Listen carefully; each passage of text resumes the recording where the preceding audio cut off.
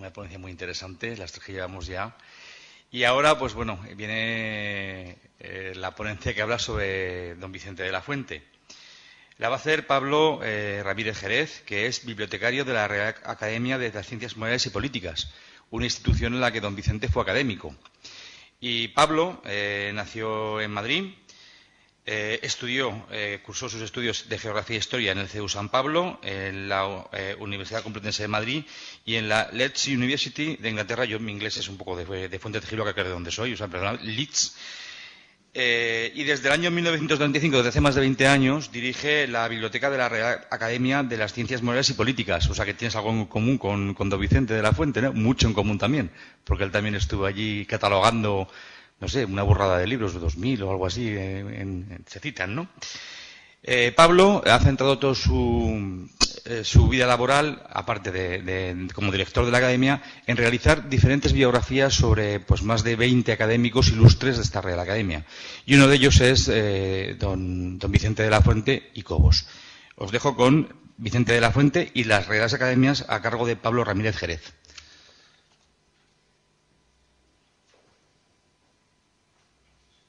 Buenas tardes, muchas gracias por la invitación a participar en este homenaje a don Vicente, de que se cumple el bicentenario.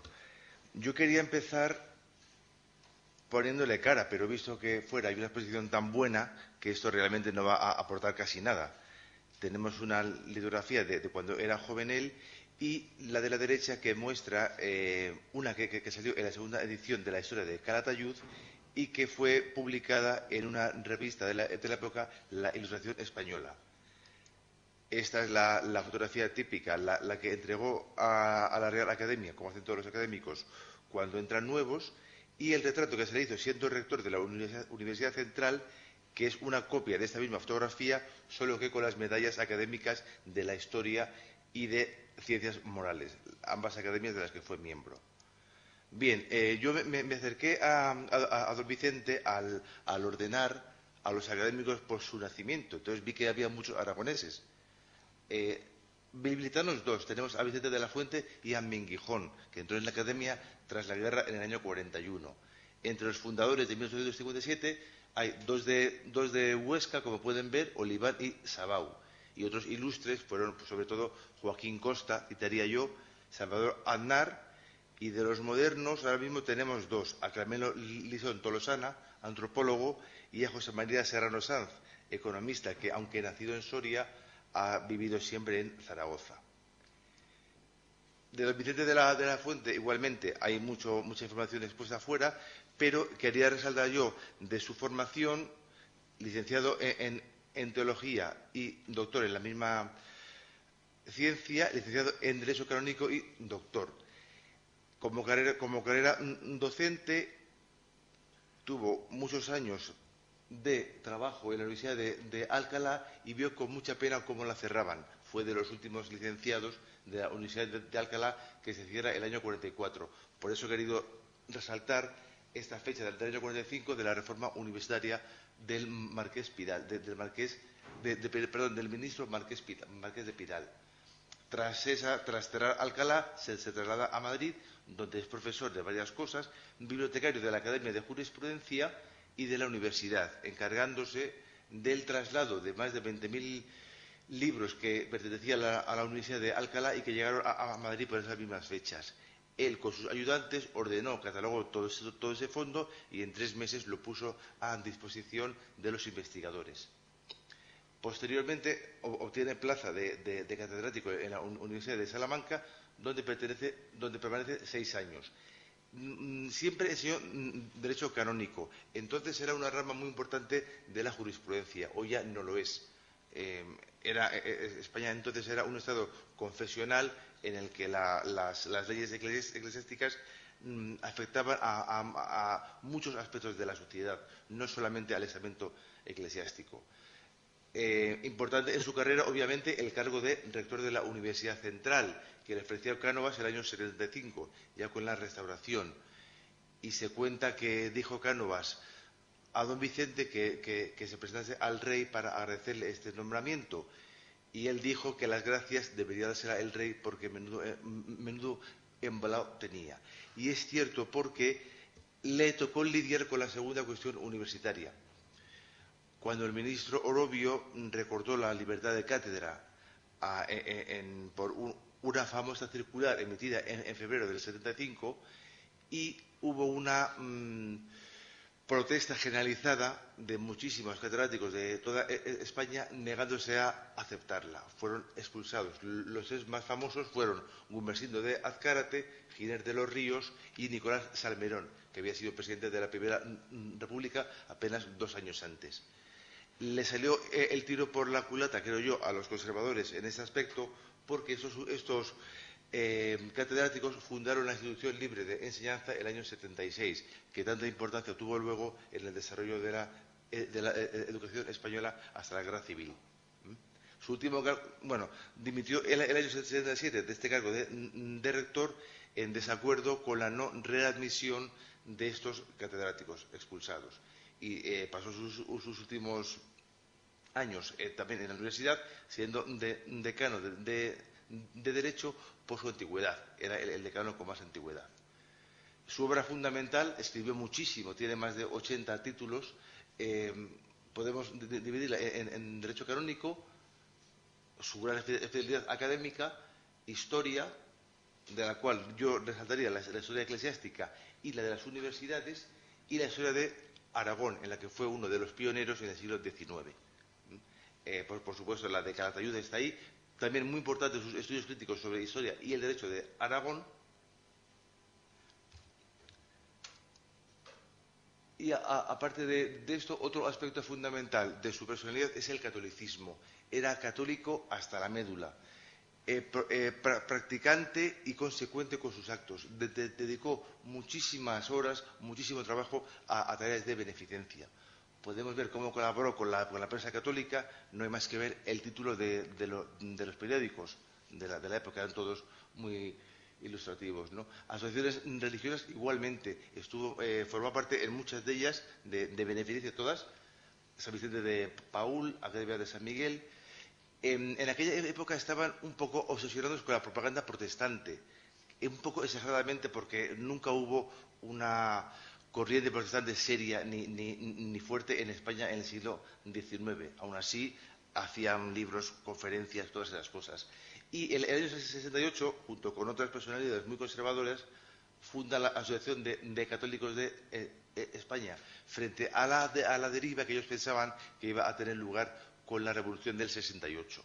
Y en efecto, porque en la Constitución del 69 se aprobó la libertad de cultos por primera vez en la historia española, cosa que fue un terremoto mental para toda esta mentalidad tan conservadora, que era además mayoritaria. Publicaciones de tema religioso, aparte de lo del derecho canónico, pues tiene una vida de la Virgen María, de la que era muy devoto, y se ocupó de la edición de clásicos para la BAE, una gran empresa editorial, la Biblioteca de Autores Españoles, centrada también en muchos autores del siglo de oro. Él era especialmente devoto de Santa Teresa. Como vemos en estas fechas, publicó todas estas obras del Padre Feijó, Rivadeneira y de Santa Teresa. Aquí podemos ver portadas de diversas de sus principales obras. Esta historia eclesiástica es la primera edición que él hizo, que es una continuación de la de Alzog, un historiador francés que hizo una historia general de la Iglesia, en la que hablaba muy poco sobre España. Y él quiso remediar eso sacando una historia que tuvo tanto éxito. Se vendieron 6.000 ejemplares, que para la época era mucho, que años más tarde sacó una segunda edición muy ampliada. El otro libro es un ejemplo de lo que hacía como catedrático, disciplina eclesiástica, lo que digo de derecho canónico, que hoy en día es una cosa muy residual dentro del derecho. Su historia de las universidades creo yo que es de las más importantes. Don Vicente fue siempre un hombre del antiguo régimen. Le gustaba, sentía una nostalgia enorme por las universidades que él había conocido antes de la reforma del año 45.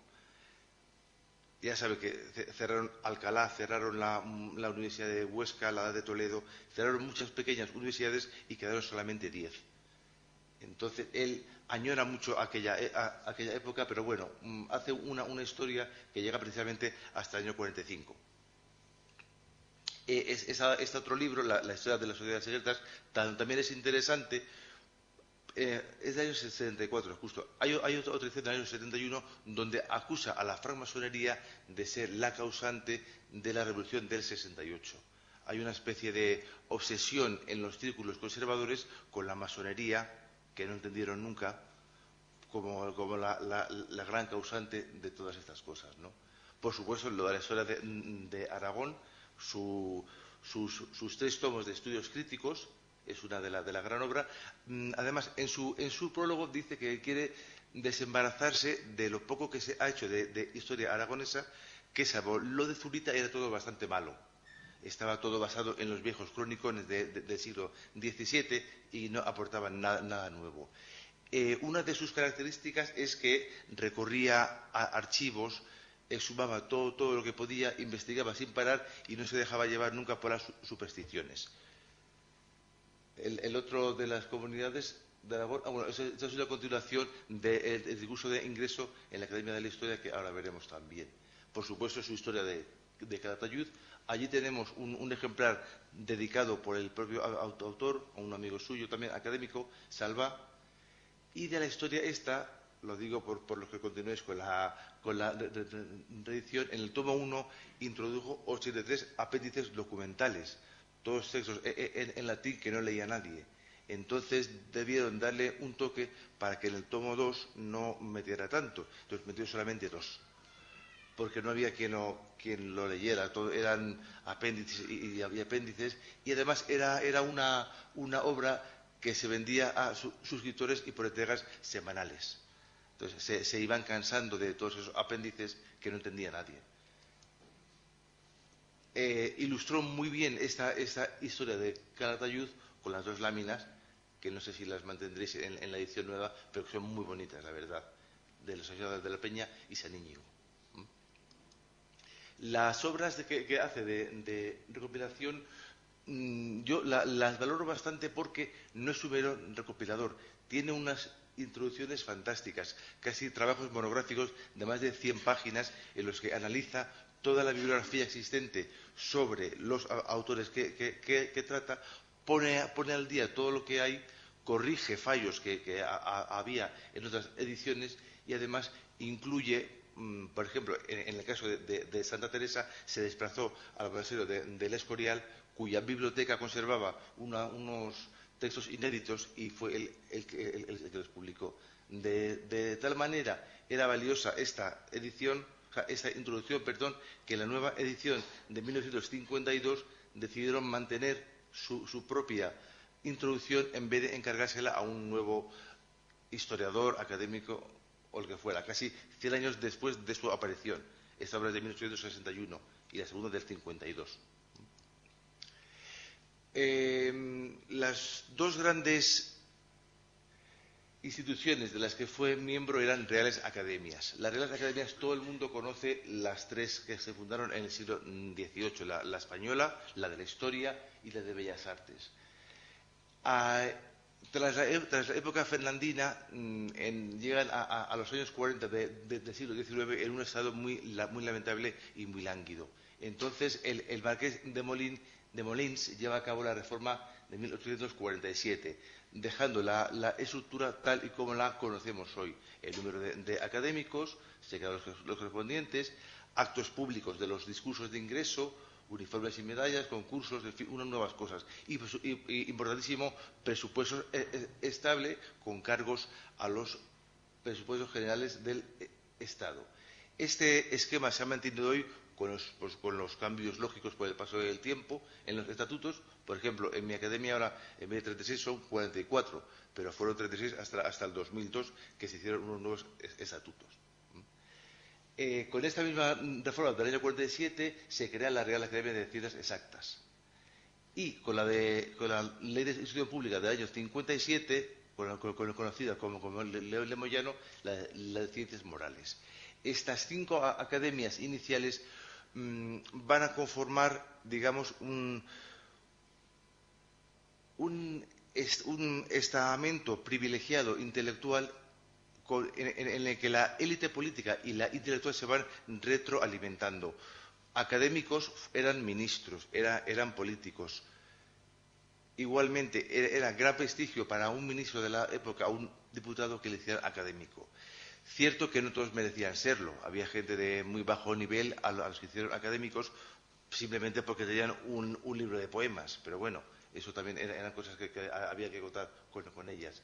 El resto de las academias pueden ver, de 1881, todas tienen orígenes en el siglo XVIII, pero no se actualizan hasta el XIX. Hemos visto antes que trabajó también como bibliotecario y daba clases en jurisprudencia, que era la Academia Madridense del año 38, pero no se equipara al resto hasta el año 82.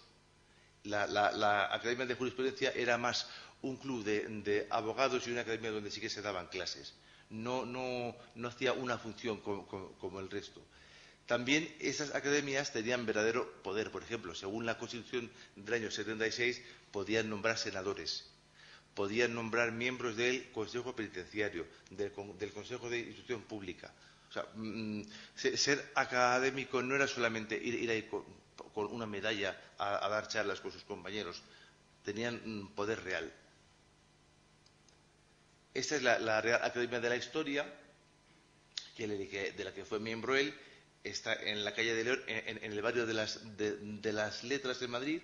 A la izquierda estaría la calle de las Huertas y la calle de León. Y la medalla académica también, que se definió según la reforma que hemos visto del año 47, decidieron que tenían que tener una medalla y todas ellas con un cordón verde, que los académicos usan en todos los actos solemnes. En la Real Academia, la Real Academia de la Historia tuvo una función realmente importante en la historiografía de la época. Esta fecha, fíjese, 1850. La documentación provocada por la exclaustración, por todas las desamortizaciones, desde la de Mendizábal a otras más que hubo en los años 40, debería ir a la Real Academia obligatoriamente. La Real Academia se vio desbordada, no podían ellos solos trabajar con todas esas cosas. Entonces, hacen varias cosas, luego veremos lo de los monumentos.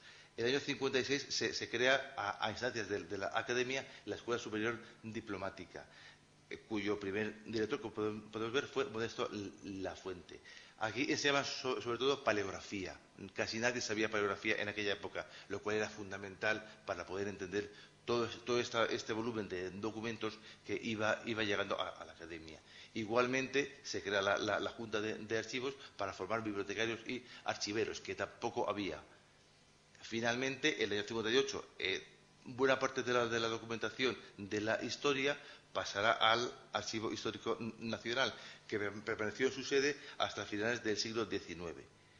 Igualmente, todo lo de la desamortización, lo que eran piezas arqueológicas, se depositaban en el Gabinete de Antigüedades de la Real Academia de la Historia, hasta que se funda en el año 67 el Museo Arqueológico Nacional y los museos provinciales, que también empieza con esta misma época, ¿no? Y a partir de entonces se va fundando, la Real Academia deja de recibir tanta cantidad de documentación y de restos. Por ejemplo, no sé si saben que el altar del Paseo de Piedra está allí, está allí. Llegó justo antes de esta fecha. Si no, hubiera estado o en el arqueológico o en el de Zaragoza o donde fuera. Don Vicente entró en la Real Academia de la Historia al ser elegido académico correspondiente. Correspondientes eran los que no residían en la capital. Él estaba entonces en Salamanca como catedrático. Fue propuesto por José Amar de los Ríos, con el que coincidió porque ambos también estudiaron árabe y hebreo en los años 40. José Amar de los Ríos propuso a don Vicente para académico y contó con el resto de la firma. Todos estos otros nombres eran parte de la mesa directiva de la Real Academia. Fue elegido, como digo, correspondiente. Colaboró con el gran arabista Gayangos, que le encargaba visitar todos los archivos de Zamora y de Salamanca para ver lo que era aprovechable, podía enviar a Madrid para su catalogación y su trabajo. hizo un viaje que vemos luego, que se conserva ahí, un manuscrito en el que habla del pésimo estado de los archivos españoles. Y luego hizo otro a Salamanca en el año 57, muy curioso, porque llega hasta las Urdes, y ahí narra un viaje muy similar a que Alfonso XIII hizo luego en 1927, que son 70 años más tarde. Finalmente pasa a Madrid en el año 58 y en la primera vacante que queda, que fue el número 34, como premio también por su buen trabajo, obtiene la medalla número 34. Y en este sentido dijo de él Gayangos que tenían, lo tenía puesto por aquí, Gayangos dijo de él en el año 56, justo antes de ser elegido: Vicente de la Fuente es uno de los pocos individuos celosos e inteligentes que la Academia tiene en las provincias, porque otros académicos correspondientes no colaboraban tanto como lo hizo él. Una vez es académico numerario, empieza a trabajar más seriamente en la Academia. Este es su discurso de ingreso, y es de los primeros que habla sobre Aragón, podemos verlo ahí resaltado, pero no es el último, no es el único. Salustiano Olózaga, importantísimo político de la época isabelina, también que había entrado en el año 53, vemos otra vez políticos académicos en el mismo plano, también había escrito sobre Aragón. Francisco de Salas, y de eso yo resaltaría sobre todo también a Francisco Codera y Cedín. Este era de Font, en Huesca, también arabista ilustre, muy amigo de don Vicente, que fue el que le respondió.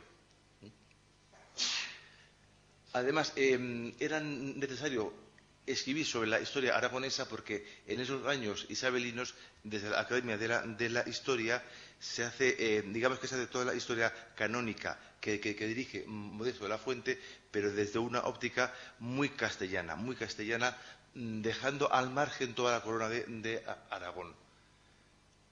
Entonces, esos académicos son los que, preocupados por ese tema, intentan sacar esos asuntos. Su trabajo en la Real Academia pues versó en contestar a diversos académicos, sobre todo a Codera, el que hemos visto.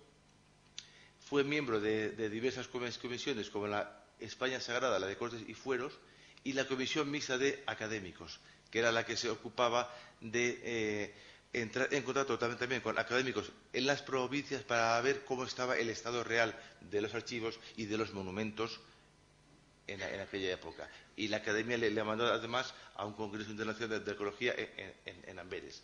Sobre el patrimonio, y como miembro de esta comisión que he citado, pues tiene todas esas intervenciones en pro y en defensa de Calatayud. Vemos cómo se preocupó desde el año 76 por la iglesia de Santa María, paralizó la venta de San Pedro de los francos y finalmente logró que la iglesia colegial de Santa María fuera declarada monumento nacional. No solamente él, pero fue uno de los grandes impulsores. Aquí podéis ver su trabajo en la España Sagrada. Consistió en acabar esta gran obra que la inició el padre Flórez en el siglo XVIII. Estaba inacabada y él se ocupó pues del tomo de Tarazona y su diócesis. Veremos ahora en el mapa todo lo que era, para lo cual otra vez viajaba mucho, se tuvo que desplazar a todos esos archivos, porque él siempre se fiaba mucho de las fuentes. Dice además en un prólogo a una de sus obras, decía que su tarea no es solamente escribir historia, sino consignar documentos. Para él sí que era importante citar siempre fuentes, citar sus fuentes siempre. Tenía mucha manía a los falsos cronicones, como he dicho, y a las invenciones, a las supersticiones de otras épocas anteriores, ¿no?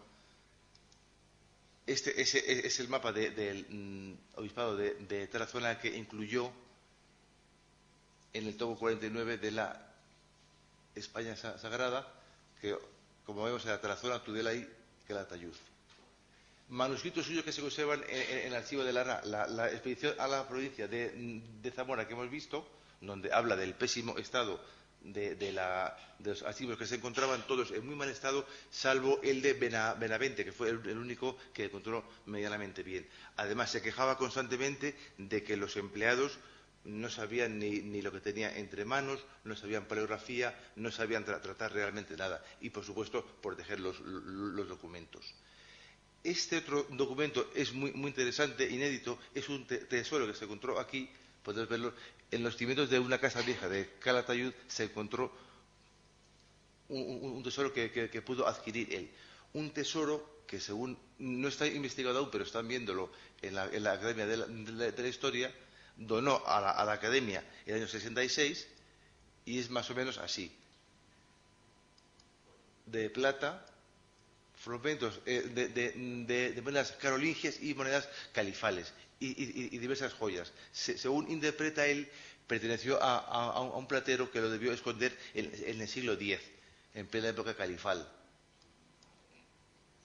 Este es otro de sus intervenciones, como estamos viendo, para proteger la iglesia de Santa María. Aquella foto en la que se veía muy mal el estado de la portada, y explica, no he incluido todo el informe porque es bastante largo, pero incluye toda la descripción del mal estado de la portada y de lo que se debería hacer. La otra academia de la que fue miembro, la de Ciencias Morales, está situada en la Torre de los Lujanes, el edificio civil más antiguo de la ciudad, en Madrid, enfrente justo del antiguo ayuntamiento. Fue fundado, como hemos visto, en el año 57. En aquella época este edificio estaba totalmente en ruinas y una comisión mixta, de las que hemos visto antes, de académicos de Bellas Artes y de la historia, consiguió que el Estado adquiriese el solar, lo restaurase y se lo entregase a esta academia, que se instaló aquí, como vemos, en el año 67. Aquí fue elegido también, propuesto, como siempre, tres académicos mínimo deben presentar a un candidato. Por eso siempre se habla de ternas. Una terna propone, mejor dicho, a un candidato, puede haber siempre varios. Hay una votación, en este caso se presentaba solamente él. Estaba vacante la medalla número 34 porque había fallecido el año anterior el conde de Quinto, que era de Caspe, otro aragonés. Perdón, no, eso fue en la Academia de la Historia. Este era de un cardenal. Su discurso de ingreso ya es totalmente diferente a lo de la historia. Aquí es el tema religioso y teológico el que prima en sus estudios, de la separación de la Iglesia y del Estado. Era un tema que preocupaba muchísimo en la cosmovisión conservadora de esta época, ver cómo toda la Iglesia y su mentalidad iba perdiendo posiciones ante la secularización. No la secularización como la entendemos hoy, sino empezaba la laicización, sobre todo en Francia. Aquí se copian muchas cosas de Francia y se intentó, en la Constitución del 69, como hemos visto, se dio libertad de cultos. Mucha gente se puso muy nerviosa, entonces no podían tolerar esto. Y desde las academias como centros progubernamentales intentaban luchar contra esta deriva antirreligiosa que ellos interpretaban así. Esa es una papeleta que estaba en su expediente, una invitación a su discurso. Entonces se celebraban los domingos a la 1 de la tarde, una hora un poco rara, hoy se hace los martes a las 7.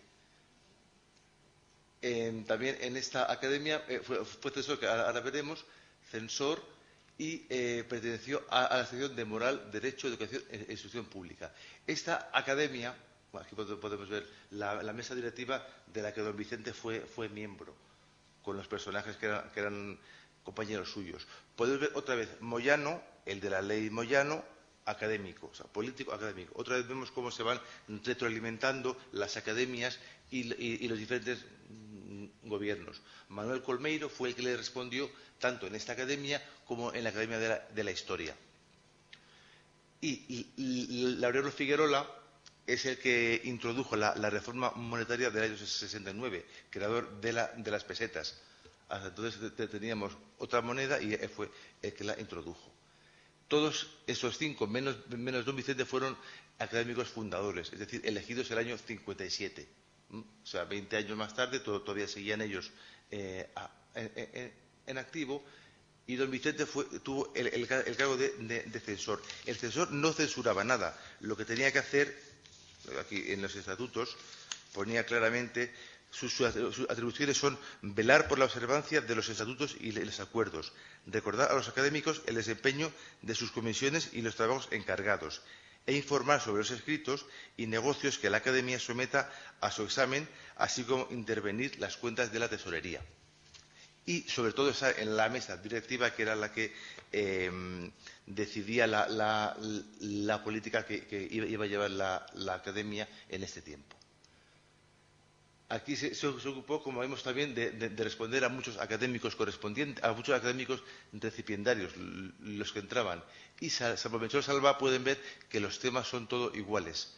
Relaciones entre la Iglesia y el Estado, la crisis religiosa, estaban un poco obsesionados, y con razón, por ese tema en esta época, ¿no? Hay que tener en cuenta que aquí está. Bueno, perdón.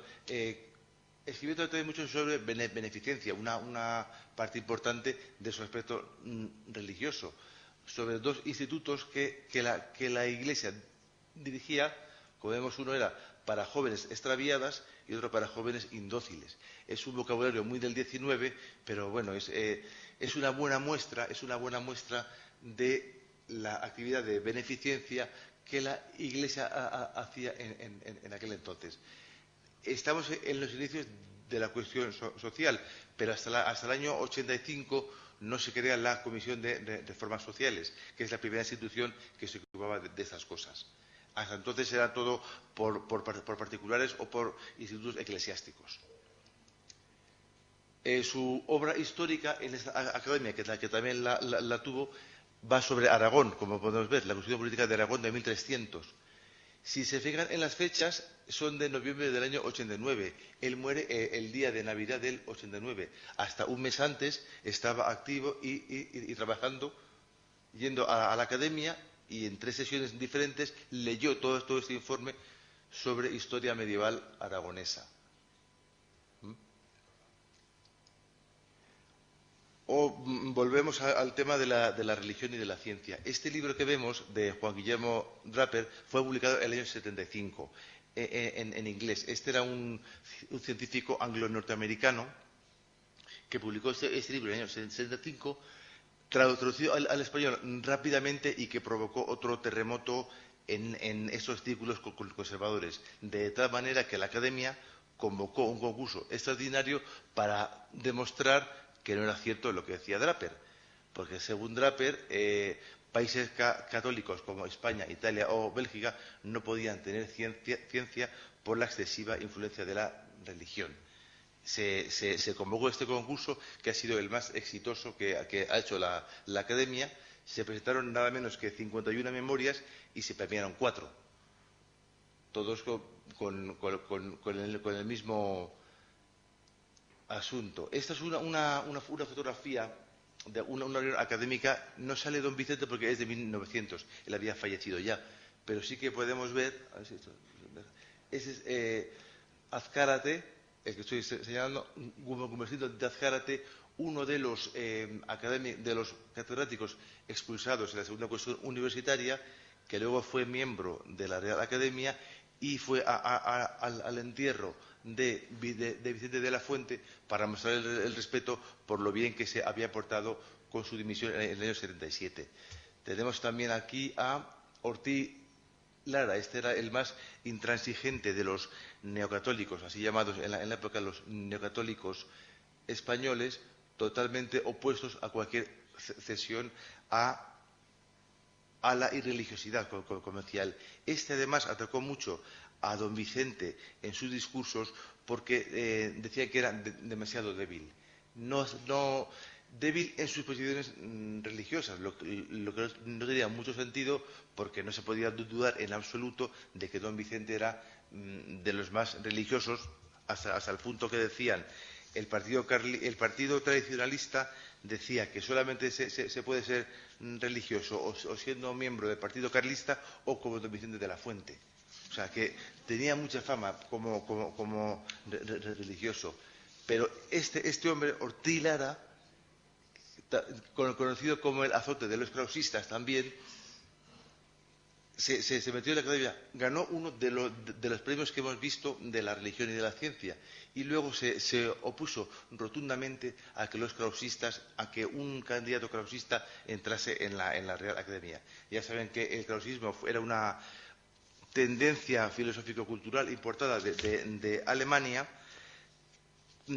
que no era antirreligiosa, pero como no era católica ortodoxa, como pretendían ciertos personajes, fue siempre anatemizada y se la atacó por todas partes. Cuando esta academia había sido siempre, aquí tenemos a Figuerola, este era de la escuela krausista que hemos visto antes, a ver, sí, aquí está Figuerola, acompañado de Azcárate, representaba el ala más liberal en esta época. Estamos en 1900, pero podríamos estar 20 años antes. Los personajes cambian un poco, pero las ideas no. Eran todos muy representativos de esta época, ¿no? Aquí tenemos, por ejemplo, a Hinojosa, historiador del derecho. En esta academia fue siempre muy multidisciplinar. Si en la historia predominaban, obviamente, los historiadores, aquí hubo siempre economistas, sociólogos, políticos.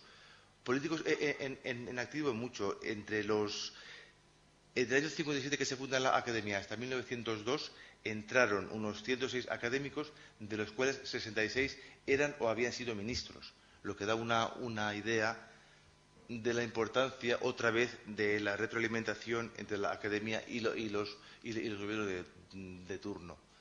Lo curioso también de esta fotografía es que la sala de juntas se sigue manteniendo igual.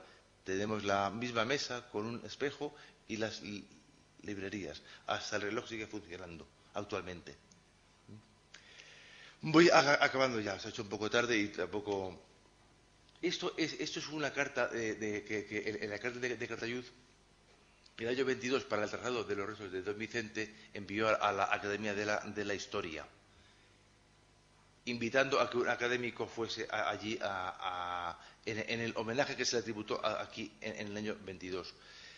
Tuve que hacerlas medio escondidas porque en esta academia hay un bedel que no deja hacer fotos. Entonces hay que medio esconder en el pupitre con el teléfono para poder hacerlo. Pero es un documento curioso sobre los archivos, de lo que hemos hablado antes, de lo que se ha hablado aquí mucho. Tienen documentación muy interesante, pero también tienen mucha paja. Hay que saber elegir bien lo que uno quiere ver en los archivos. Por ejemplo, el expediente académico que he consultado yo de Vicente en ambas academias, hay multitud de cartas de agradecimiento entre don Vicente y la academia que aportan poco. Esos documentos son los que sí que son más interesantes, pero por cada documento interesante puedes tener 5 que no sirven realmente para nada, por lo menos para este tipo de investigaciones. Esas fotos que están también aquí fuera, como con consecuencia de la llegada de los restos de don Vicente, el acto que se le tributó, en el año 22, y la entrada por la portada que hemos visto antes, arruinada en la foto que había mandado él para que restaurasen. Supongo que la vería igual de bien como estaba en el año 22. No he podido ver su tumba yo, pero ya me han informado que la iglesia está cerrada. En el claustro, que lo habían metido en el claustro, ¿no? Y nada más, no quiero... con esto acabamos. Y si quiere preguntarme algo o mandarme a una consulta, ahí tienen mi dirección sobre el papel de don Vicente en las Reales Academias. Muchas gracias.